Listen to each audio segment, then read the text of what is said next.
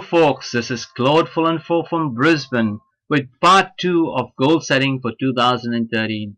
I'm so excited because I know you guys have done your homework. I know you're ready to get started with 2013's goal setting plans.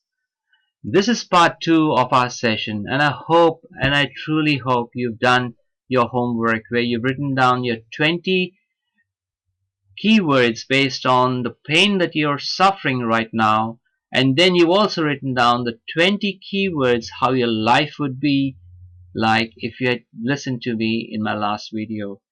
So using these keywords, we're going to create a story about our life so that when we can base our goals around this story. I want you to imagine two things. I want you to imagine first that you have a life of pain right now. You don't have time for your family. We're going to base our pain around family, health, and finances, because these three things are the primary things that tend to pull us down and make us unhappy and prevent us from having pleasure.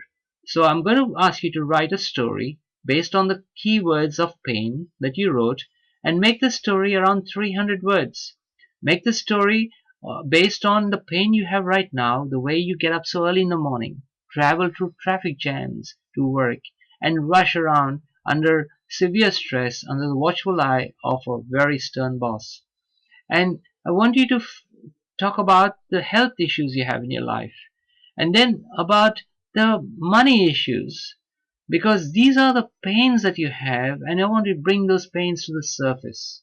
And then what we're going to concentrate on is the positive side of your life, where in 6 months time from now you would have taken my mentorship week by week and created a life that is going forward, definitely a life that is definitely not what it was last year at that time. And you're going to think about the happiness that this life is creating for you. For example, the time that you have now with your wife, your husband, and your family, your children, and you think of back of how it was before and the pain you had, and now you don't have that. And you're going to also think about your health, how your health has so improved that now you have so much extra energy to do whatever you want. And the money that's coming in, the money that when you see someone on the wayside and you can help out, the pleasure you get. I want you to think about this. Just imagine all these, the thought of happiness and pleasure that is going to put down the pain that you have in your life. Because people do things not for pain, but they do it for happiness and pleasure, and they'll do everything possible to avoid pain. And this is why people tend to not go for their goals, even though their goals are so lofty and so good. They tend to not do this because of the fear of failure, the fear of not fulfilling themselves, the fear of not being capable, and because they have not considered, they concentrate on the wrong type of goals of material things like cars, like a big house, instead of concentrating on the car that would give you so much pleasure when you pick up your child and take him to school. Instead of concentrating on the car that's going to help you not to get wet in the rainy season. So that will give you happiness and pleasure not to get wet. But if you think of a Porsche or a Mercedes Benz to show off with people, that's not a proper goal, because you're not going to go after those goals. Those goals are going to create pain after some time, and you're just going to say it's too hard and you give up. So we're going to concentrate on the pleasure of helping people. We're going to concentrate on the pleasure of being with family. We're going to be concentrating on the pleasure of entertaining friends in this fantastic house you're going to build. So that's the pleasure we're going to concentrate. That's the happiness we're going to concentrate.